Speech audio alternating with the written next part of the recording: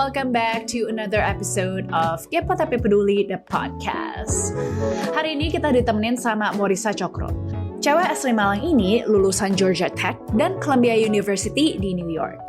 Sekarang Moorissa menetap di Silicon Valley dan bekerja sebagai Senior Software Systems Engineer dalam robotics di salah satu perusahaan di San Francisco yang mengembangkan teknologi swakemudi atau autonomous driving. Keren banget gak tuh? Lidah gue aja sampai keselip-selip guys baca role-nya Moorissa sekarang. Well anyway, sebelumnya Moorissa adalah salah satu perempuan di tim autopilot software-nya Tesla yang meluncurkan full self-driving feature atau fitur FSD beta. Which by the way again, gue juga gak tahu apaan, so we'll find out. Nah lebih keren lagi, Moorissa juga sempat kerja untuk NASA dan United Nations. Hebat banget kan? Nah hari ini kita bakal ngobrol sama Moorissa tentang gimana caranya dia mencari keseimbangan antara hidup dan dunia kerja yang hektik banget di Silicon Valley dan pengalamannya di budaya kerja Amerika. Welcome Moorissa! Thank you so much Joe and Dina. It's a pleasure to be here, so thank you. Finally kita ngobrol sama Moorissa. For friends yang nggak tahu, gue sama Moorissa itu go all the way back banget. Karena kita middle school sama high school bareng. Abis itu kan lo sempet pindah gitu ya. And dari dulu tuh gue udah tahu Moorissa tuh orangnya emang bright gitu lah. Cie, emang dari dulu muka-muka pinter. AKA nerdy. Josephine juga. Gue juga nerd man, gue juga nerd. But anyway, kita mau mulai hari ini tentang a little bit about you gitu loh ya, and how you got into STEM. Boleh dong ceritain ke kita apa sih yang membuat lo tertarik sama STEM dan lebih spesifik lagi di robotics and artificial intelligence? Yeah, actually, when I was a kid, I've always wanted to be an artist. It's really crazy. Yeah, like you, Joe. Basically, it's like director of artists now at Spotify. it's like you know. I think back then there was no Spotify, but I wanted to be more in the fine arts. So what you studied was probably my childhood aspirations. And then my parents told me when I went to like middle school that like, hey, art should be a hobby. We realized that you're actually pretty good at like math and like sciences. Don't you want to think about this for like majoring in it? But not to discourage you, Joe, like at this point. Gak apa-apa sih, emang maksudnya di Asia menurut gue orang-orang masih mempertanyakan gitu lah ya. Masa things have changed definitely, kayak masa zaman udah berubah. Cuma gue inget banget sih dulu masanya banyak gue juga lumayan gemeteran gitu. Pas art itu mereka juga lebih deg-degan gitu. I'm pretty sure now they're like super proud. So basically, when I thought about that, you know how we got this like 1 year NYP project at SPH when we were in high school? I thought about that, so I took it seriously where I was like, oh, let me just try this as a place where I poured out my artistic aspiration. And you remember when I actually designed this like modern clothing with some touch of Indonesian culture and like putting them to production. There's like, you know, probably 5 clothes or 5 outfits. And during that time, apa sih itu kayak dari investigasi ke design and then production, evaluation, those three things. I realized at the end of it, I do not want to go through that anymore.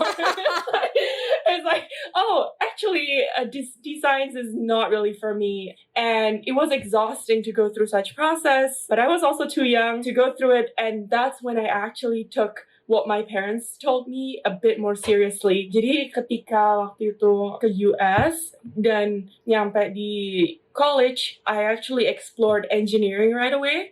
But my dad actually rekomendasiin computer sciences because he believes that like, oh, the future is going to be like computer sciences. So you might want to think about that.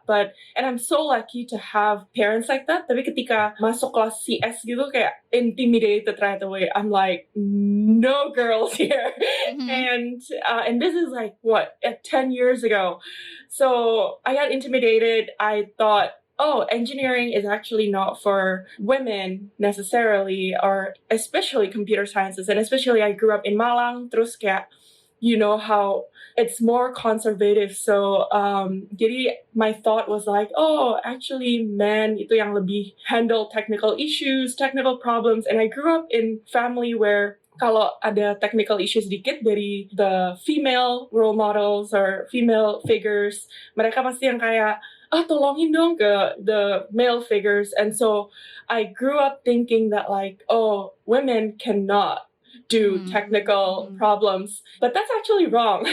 It took me years to actually undo my stereotyping until, I went through the industrial engineering and statistics, terus go on years forward. After STEM, I got into the robotics and AI. So AI was actually part of my grad school program where I actually learned about kayak machine learning and all these applications and theories of it. Tapi ketika, go to Silicon Valley and working on this like autonomous driving technology, actually I was exposed for the first time to robotics. And it's also not just robotics, it's like robotics and AI at scale. It's like millions of like fleet around the world. So it's actually very hard problems to do. And that's when I felt like this is where I want to go. Kayak akhirnya jadi something that I choose. Jadi nggak langsung dari pertama sih, everything's gradually. The light bulb gitu ya. Yeah. So I think at the end, because I was so exposed, terus kaget, serem, and takut gitu. But at the same time, it actually radically changed my view of this technology, and it made me so curious that it led me to where I am today. That's pretty much the gist of it. Yeah. I love that. And when you were in the class, there was only basically like you were the only girl. I'm sure the class itself is already hard. Terus nggak ada figure-figure yang representative of you di kelas. What made you kept going and like getting this degree? Karena menurut gue pas gue di college, apalagi masih awal-awal gitu, kayak kalau misalnya gue nggak gitu suka kelasnya, gue kayak gue drop aja deh. Iya. Nggak niat gitu kan, jadi kayak. Apalagi ini udah susah, terus lo sendirian gitu, dan kesannya kayak, mungkin nggak ada yang kayak lo.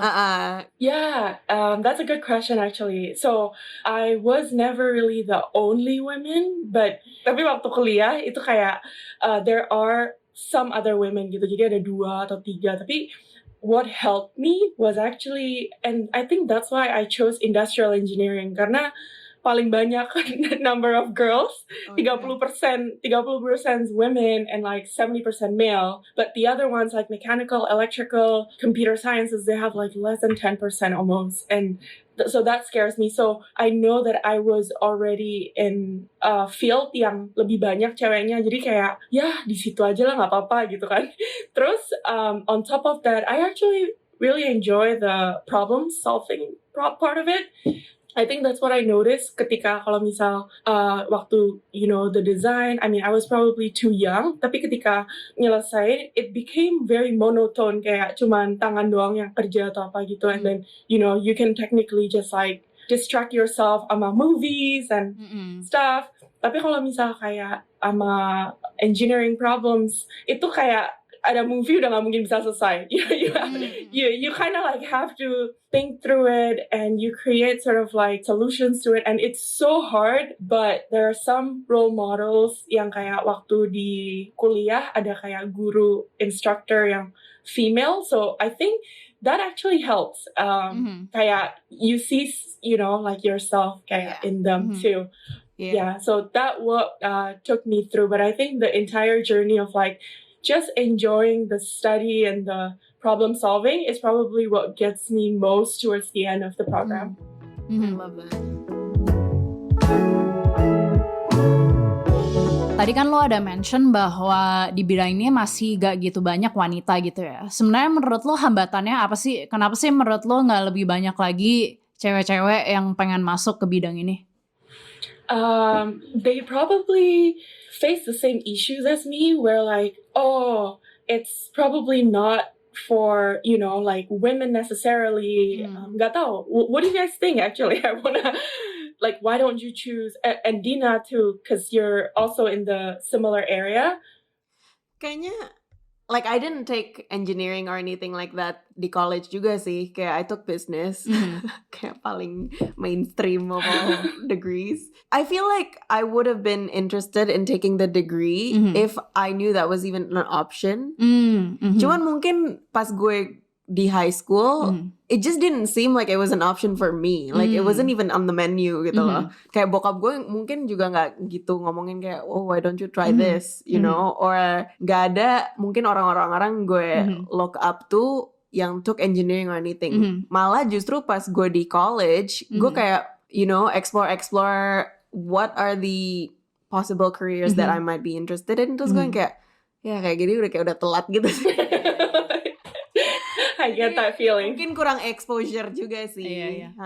Tapi gue setuju sih, bahkan kayak karir gue sekarang aja, gue nggak tahu bahwa karir kayak gini tuh bisa gitu. Iya Mana kan? gue tahu sih ada karir kayak art director gitu ya. Gue juga nggak tahu pas gue di high school. Like I didn't know what I was doing, girl. Like I went in. Gue juga inget pas project di high school, gue juga fashion gitu. Jadi gue tuh awal-awalnya I had a fashion project. gue tuh pernah ngira gue bakal yang kayak fashion design dan actually nyokap gue yang kayak mempertanyakan project gue. Kayak nyokap gue menganggap project gue rada jelek gitu. I think for me personally sih gue emang gak bakat aja sih. Gue gak tertarik math sama science itu. It was just like it's just like not an interest of mine. But you know what I find interesting is actually when you talk about representation kan. Kalau misalnya ada lebih banyak orang yang mungkin membuat karir ini jalur yang lebih normal dan mereka yang kayak mukanya tuh kayak gue gitu, mungkin gue lebih kepikiran. Cuma gara-gara gue nggak pernah, gue nggak pernah actually like I don't think I knew anyone who was like exactly like a systems engineer. Until gue kerja di Spotify terus yang kayak baru ketemu engineer, gue jarang aja sih ketemu dan mungkin itu zaman udah berbeda gitu. Jadi that's true. Things are getting better gitu. Yeah, I'm pretty sure sekarang tuh kayak udah jauh lebih better for, you know, the Gen Z at least, because they have this like platform yang kayak TikTok, social media where they can just follow the role model right away on the tip of their hands. It's not something we had the privilege of doing back then. I really agree with Dina. Actually, educating and exposing girls to these type of like studies and fields are really important. It's like, hey, women can be scientists too. This whole gender inequality is an issue, is actually stems from childhood. Let's break it down first. The definition of gender inequality itu kayak when men and women do not have equal opportunities just on the basis of their gender, right? So they're not equally treated, terus kayak, you know, including their like privilege or priority. They do not receive these things equally, basically, like the opportunities that they get, especially in underdeveloping areas. The perception of girls are like, oh, you should be like this when you grow up. So it's more of a conservative belief where, oh, a girl is far more likely to be denied their rights, you know, freedom to choose what they want to be compared to guys and like their male counterpart. So I think if we were able to, you know, as a society, whether we're in high school, in a workforce, university, or even like adults and having family, we should be able to talk to the younger generations and say like, oh, it's okay to like pursue anything you want. And now they grow up like us, you know, I think that allows gender inequality to be less and less. Yeah. Tapi emang masalahnya tuh dalam banget sih menurut gue, dan seperti yang lo katakan itu dari apa yang lu ajarin gitu ya. Karena tadi lo juga mention, oh when you were growing up lo liatnya yang kayak kalau ada masalah technical segala macam ya udah cowok yang ngurusin gitu kan. Dan hal-hal kecil aja tuh actually really build up to like lo sendiri rupanya at the end of the day stereotipnya tuh lo sendiri gitu loh. It's almost like you are your own barriers because of all these experiences that you had gitu kan pas lo masih kecil. That's true.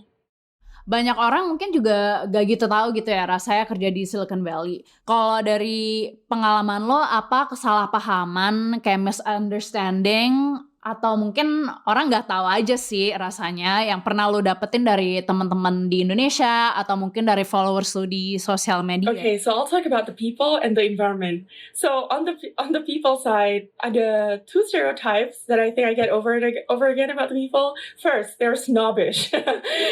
So they think themselves as like more highly than like anyone else. And then second, they're like, super nerdy, super geeky, even if you're in venture capitalist or all these other areas. My take after living here for 4 years almost is that I think the first one, orang Silicon Valley itu kayak snobbish.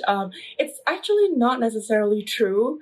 Itu lebih kayak ke person by person, because when I work and meet a lot of people, my friends kayak dari yang barista to engineers to like even a startup CEOs and stuff like this, like it's actually very person by person in terms of how they see themselves and how they take on the world. Like ada yang super humble sampai kayak wow, you just inspire me so much right now. What do I do gitu kan? Terus ada yang kayak they just blabber about how much money they have. So I think that's a stereotype that I wanna counter argue because it's not necessarily true. Terus yang kayak kalau nerds, yes, I think it's like pretty nerdy area. Kalau nggak nerdy kayak hippie, Jadi they're still nerdy for a particular lifestyle and style, which I really like. Kayak places like Auckland, East Bay yang bener-bener kayak they're just wearing kayak kaos kaki panjang yang kayak it's so cute to me. It's like anyway. Tapi kalau misalnya lo nerd yang keren gitu lah ya, kalau Moorissa. Terus kan lo udah lama kerja di Amrik gitu, dan lo udah bekerja di perusahaan-perusahaan yang berbeda. Pernah nggak kepikiran untuk mengembangkan bidang ini balik di Indonesia? Dan kalau iya, kenapa? Dan kalau enggak, kenapa? Oh, okay. So actually that's a hard question for me to think about. Tapi I actually did my research kayak a couple months ago, actually, karena kepikiran untuk balik Indo emang. But unfortunately, we as a country, as a nation, have a lot of work to do before we can deploy like a world-class technology, for instance. And if I want to commit to, let's say, robotics and AI application, I want it to be like in the self-driving industry, not necessarily. Karena waktu itu mikir kalau di Indonesia, actually, I'm probably gonna go to more of an energy sector, di mana Indonesia itu kan kayak produser nomor 1 untuk nickel and cobalt, and those two things are the main ingredients for long-lasting batteries. I had a lot of interest in that karena kalau misal robotics and AI are not there, dan kenapa itu nggak there? Because we as a country do not have enough means and resources to close the talent and technology gap. Resourcesnya nggak ada ya. Yeah, exactly. And if you thinking about that, it's like thinking about supply and demand problem. Talent pool, which is the supply, is not growing fast enough. We have. So I looked up the World Bank numbers, and basically they estimate that between 2015 and 2030, there's about 9 million people that are gonna be shortage. Kayak mereka adalah skilled workers yang diperlukan tapi kita nggak punya gitu. And that's like 9 juta orang. Tapi the stats actually show that there's only 40,000 to 50,000 graduates each year from informatika, technology, sciences, from like 1,000 campuses around Indonesia. They basically, kalau misal dihitung-hitung kayak there's a 20% of that 40,000 sampai 50,000 graduate, there's actually 20% yang ngambil misal computer sciences tapi actually go to computer science. Because sometimes like a lot of them actually go to banks, go to kayak something else as a business person atau and do all these things. Tapi kayak only 20% actually go becoming as like software developer. And based on the study of like LinkedIn, the top 5 most search jobs di Indonesia yang untuk tech itu adalah kayak back-end developer, front-end developer, end-to-end full stack yang kayak gini-gini, but the demands are just way far. It's millions in the order of like compared to the what we're talking about 800 sampai 1.000 orang per tahunnya gitu. Itu kayak nggak match kan. Jadi iya, gapnya Jauh terlalu sih. besar. Iya. Iya. Jadi mungkin bukan sekarang, tapi semoga di Semoga kedepannya. negaranya maju pelan-pelan. Semoga Iya, negara juga maju pelan-pelan. yes. Anyways, ngomong-ngomong tentang kerjaan dan working in tech, mungkin stereotipnya tuh kerja di tech world can be taxing too. Banyak orang-orang yang bener-bener semangat kerja, terus jadi malah mungkin lebih ke toxic work culture gitu ya. Everyone's just obsessed with working. Like how do you balance performing at work sama keeping your life intact gitu loh? Iya, gimana caranya lo mencari waktu gitu buat diri lo sendiri? Yeah, I just die. She's like, I don't actually.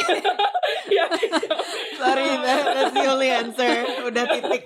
Next question. Ya, mohon maaf teman-teman, Iya, but iya. you don't. Gak ada happy ending ini Iya, nggak ada happy ending. Gak memancing. Ya, no, Happy ending. yeah, actually. Gak apa-apa, ini yang real answer aja. ya real answer aja. Exactly. Well, yeah, I died and then I rose again like a phoenix. That's the.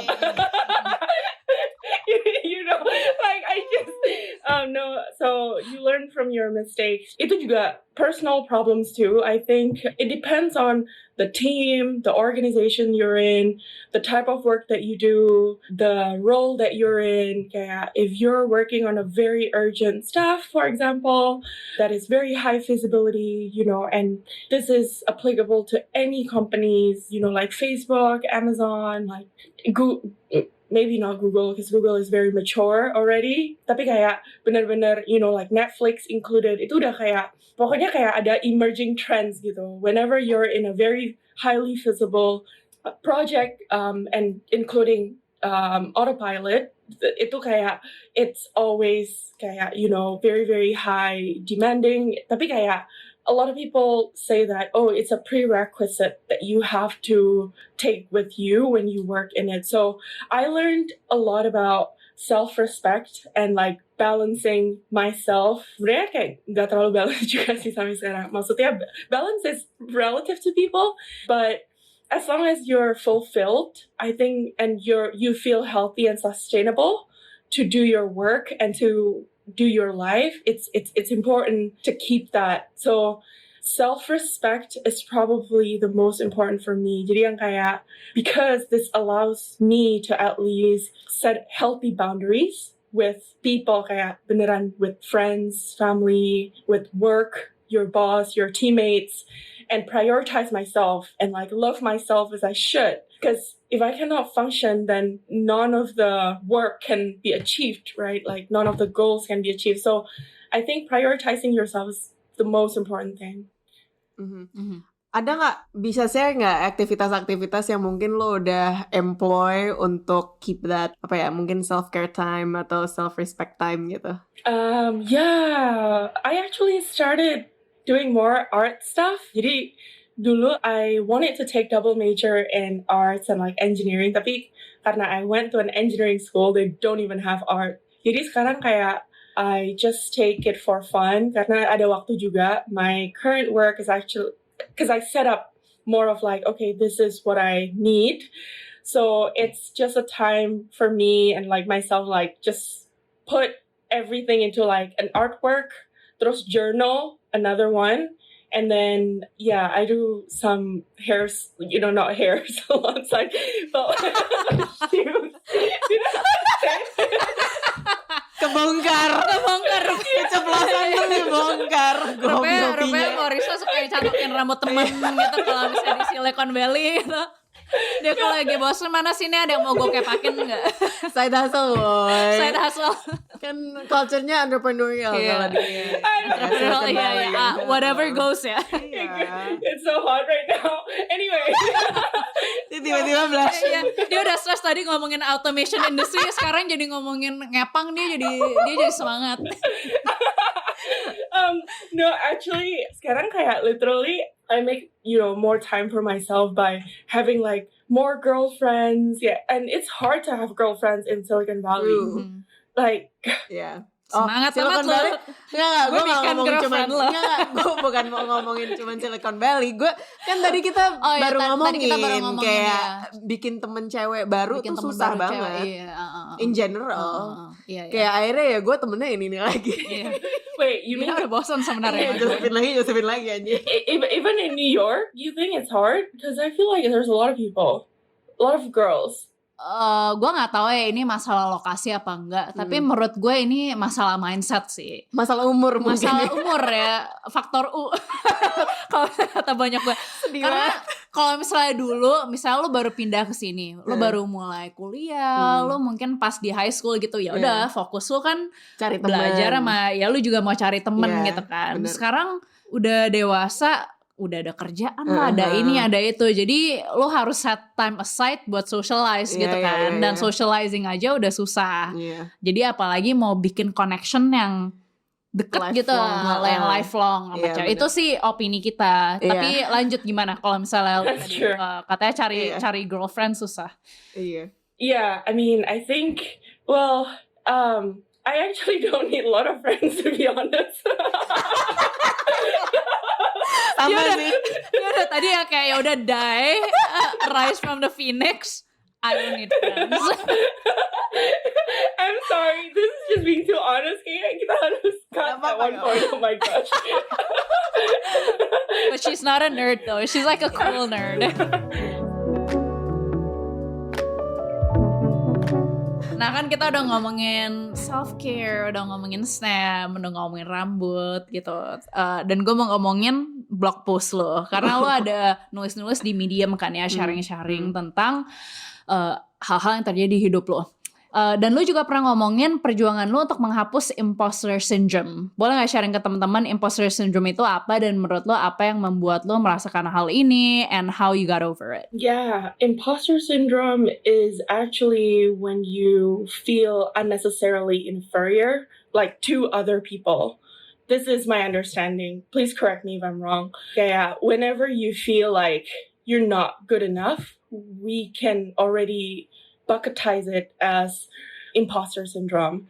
And how I think about why it happened, it's because we compare ourselves to other people unnecessarily too. And this is not just once or twice. This is continuous effort that leads to like the imposter syndrome. Kayak udah yang namanya kayak berminggu-minggu, berbulan-bulan, and then that accumulative, that actually resulted in just feeling inferior overall. And to be honest, it's not that I do have that. I feel like, I grew up with that, but over the years, after training myself enough, and especially like very recently, I got a lot better as well. It's not like I don't have any now because, like, for example, now I work with a team where 80% of them are like MIT grad, and they come from like aerospace engineering, mechanical, where I don't have any backgrounds, and so I don't have a lot of knowledge on what they know. But at the same time, I create this framework that works for me. You sort of like put a second layer of voice saying like, even if I don't have what they don't have, no one actually knows everything. They don't know everything that I know anyway. Sometimes we actually don't see that. So I think there's a gap that we need to reach, to like come in the middle, and reminding ourselves over and over again can reduce the imposter syndrome. And realizing that like, oh, even if it's a bad day now, and tomorrow I'm gonna like work on that. It's like a progress rather saying like, oh, it's like a destination. I need to like have everything done now. If not, then I'm stupid or something. Like, it's not necessarily like that because, like you have to be like kind enough to yourself. And this is related back to like how self-respect and self-love can help you with overcoming imposter syndrome. Yeah, for sure. Mm-hmm. Yeah, see, sometimes we're like the worst critics to ourselves. Yeah, for sure. Yep. Okay, Second to last question, pernah nggak ngerasa kecewa di tempat kerja? Dan gimana caranya lo bisa move on dari perasaan kayak kecewa di tempat kerja? Ada nggak momen-momen yang lo masih inget-inget gitu? Yeah, I think I would relate this to the fact that I didn't really have enough women role model, which I think is very important in my experience. So we talked about women inequality before, so I want to kind of tie it with that. I think the disappointment comes from you expect something to, go as is, but the reality doesn't match that expectation. And when I see in like my workplace before, there's just this disproportionate amount of like women and men, and the leadership is just full of like white men. And I'm not even kidding. White male dominates the leadership. And then in the bottom, sure, you can see a lot of like Asians, Indians, white, and other colors and cultures. But even then, women is not enough. And my disappointment comes from like, because this is in workplace, like because there's not enough role model, it actually discouraged my fellow women engineers to even speak up, because they already know that at the end of the day, it's harder for them to like move up, or it's harder for them to be heard. I think that's where I just see like the inequality, and that's why I'm really like into this cause. I think that's probably a big part. And like statistically in the US itself, almost half the workforce is actually women, but only less than 1/3, kayak 28%, make it like misal kayak to the top. Maybe because of like maybe because women has more like burdens of like their family, and like, a bunch of stuff. But yeah, it is what it is now. And I think 3 of us can like, change that moving forward. Well, Kita mengubah dunia ya. But Amin. One listener at a time. Yeah, one listener at a time. Amin. But I think it discourages a lot of women from what I see in my current like circles, and that kind of disappoints me of this culture of like, we can say like sometimes the tech bro culture, but anyway, that's a separate topic. Mhm. Yeah. Actually dari riset yang gue sempat baca-baca gitu, di tahun 2019 hanya 15% wanita yang bekerja di bidang engineering gitu ya. Dan karena lo udah berpengalaman bekerja di bidang ini, apa harapan lo untuk bidang engineering in the future, like the hopes for women going into engineering? Apa harapan lo buat diri sendiri? Dan ada gak last words for our listeners who's interested in going into this field? Yeah, my hope is that I definitely want to see a place where women, girls have the same opportunity, with like men and like boys. And I hope that a lot of people are also seeing this as an urgent issue, that they educate their kids, that expose them, or even they expose themselves to that, to have like more awareness of this problem, and give them more opportunities, meaning that, if it's engineering or even other male dominated field, right? Like we think about entertainment, politics, and other things too. Yeah, I think the more that they give resources and exposure and education to the kids, I think it's better overall. And I think that's my hope for a lot of people, like, especially if they're trying to build up this generation forward. And in terms of what's next for me, I'm actually in the place where I just want to be present.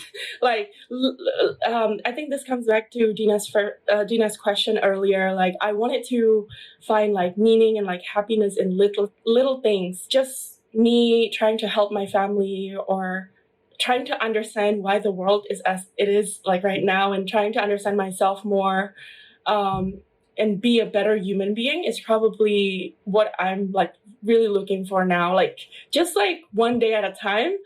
And I don't really have like, really big plans or anything. Like, to be honest, I don't. I think I am happy where I am, but I know there are certain things that like frustrate me the most too. Like this issue that I'm really glad you guys brought this up. Yeah, like the technological gap, even with where I am now, like the self-driving industry, there's a bunch of things that I am still like, if only we could be this much. So I think every single day I just wanted to have this like, just like a really tiny improvement for all of them. And yeah, I think I'm happy with that. Yeah, progress not perfection. True. Si kata ting. True. Well, thank you Moorissa for sharing your experiences dan udah sharing juga pengalaman kerja lu, pengalaman tentang self-care. Guys. We don't take ourselves too seriously here. We talk about serious things, cuma maksudnya kita juga Have fun. have We like to have fun. fun. And live in the moment. Iya. Live in the present. Bener. Thank you semuanya udah dengerin obrolan kita sama Moorissa. Dan kalau mau follow Moorissa langsung dan ngekepoin hidupnya di Silicon Valley, bisa langsung follow dia di @LifeInBayArea. And thank you banget udah support kita. And please keep showing some love di sosmed kita @KTP The Podcast. Mau itu di Insta, TikTok, and also subscribe to our YouTube channel. See you next time!